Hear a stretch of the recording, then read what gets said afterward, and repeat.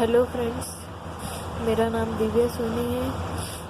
मेरे पिता का नाम दिनेश कुमार सोनी है और मेरी माता का नाम चंद्रकला सोनी है। मैंने मेरे भाई पे एक पॉक्सो एक्ट का केस लगा रखा है। इसने मेरे साथ में अश्लील हरकतें करने की कोशिश की थी।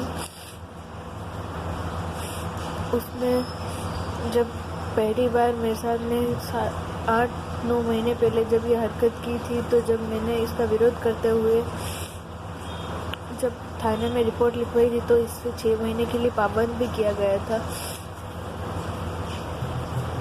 उसके बावजूद भी उसी के 4 महीने बाद उसने मेरे साथ में वापस से नशे की हालत में होकर और मेरे साथ अश्लील हरकतें करने की कोशिश की। और जब मैं रात को सोती थी तो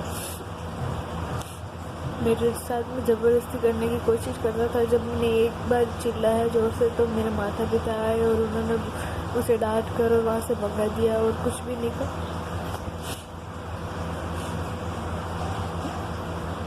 उसके बाद में जब एक दिनांक 19 नवंबर को मैंने एसपी ऑफिस में जाकर उसके खिलाफ रिपोर्ट लिखवाई, क्योंकि उसने उसी के 10-15 दिन पहले मैं जब स्कूल से आई थी तो उसने मेरे साथ में मारपीट की थी और कमरा बंद करके मेरे साथ में अश्लील हरकतें और ज़बरदस्ती करने की कोशिश की थी। तो मैंने जब उसका विरोध किया तो उसने मुझे मारना शुरू कर दिया। और जब मैंने ज़ोर से चिल्लाई तो जब सारे मोहल्ले वाले और घर वाले इकट्ठे हो गए थे तो उन सब के होने के बावजूद भी उसने मुझे बहुत मारा और मेरे कपड़े फाड़ दिए थे। तो फिर मैंने जब रिपोर्ट लिखवाई तो उससे उस पाबंदी के दौरान और जेल में भी डाला गया। और मेरी बहन ने मेरी तरफ से इस पक्ष में बयान भी दिए थे, क्योंकि पहले उसके साथ में भी ऐसा होता था। तो उसकी भी जल्दी शादी करवा दी थी। और अब ये लोग अपनी इज्जत के डर से मुझे कह रहे कि बयान बदल दे और मेरे साथ में मुझ पर बहुत दबाव डालने की कोशिश कर रहे हैं।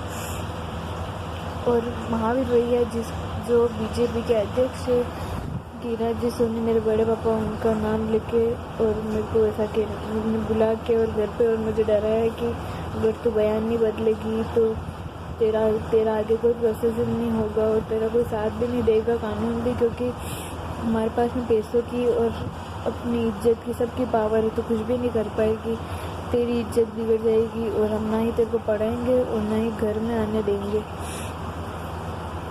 तो घर में भी नहीं रहने देंगे।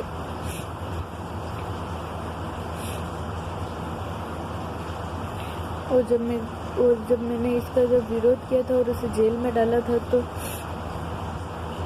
उन लोगों ने मुझे न्याय निकेतन में डाल दिया ताकि मैं अपने डर के कारण बयान बदल दूँ।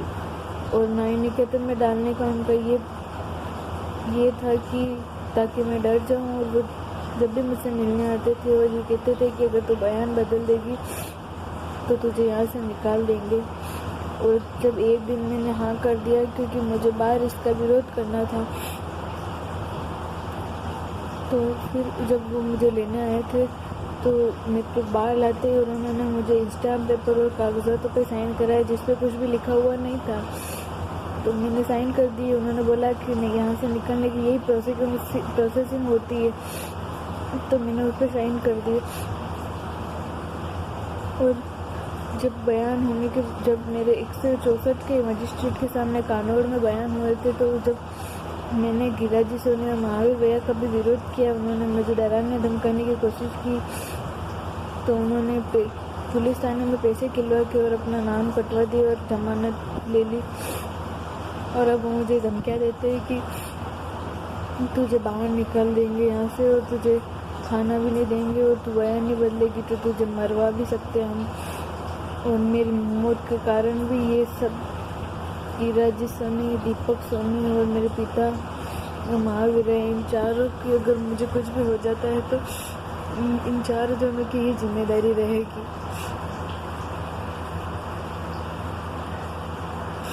और जब मैं न्याय निकेतन से मुझे घर लाया गया तो चेतन सोनी, जिसके पिता का नाम चमकलाल सोनी है, और हितेश सोनी, जिसके पिता का नाम गिरिराज जी सोनी है, इन लोगों के पास मेरे पहले के मेरे जो फ़ोटो कुछ भी थे सिंपल, जो मैंने अपने भाई के साथ में किसी मेरे बड़े पापा का लड़का लगता है तो वो उसकी फ़ोटो से एडिट करके और मेरी इज्जत बिगाड़ना चाहता है और मेरे ऊपर मेरी लज्जा भंग करना चाहता है। तो वो मुझे धमकी देता है कि अगर तूने हमारा कहीं पे भी नाम लिया तो हम ऐसा तेरे साथ में ऐसा करेंगे कि तू किसी को मुंह दिखाने के भी लायक नहीं रहेगी। बस फ्रेंड्स, मैं यही चाहती हूँ कि जिस तरह मेरी बहन ने मेरी मदद की और उसकी कैसेट भी है मेरे पास में, उस तरह आप लोग भी सब मेरी हेल्प करो।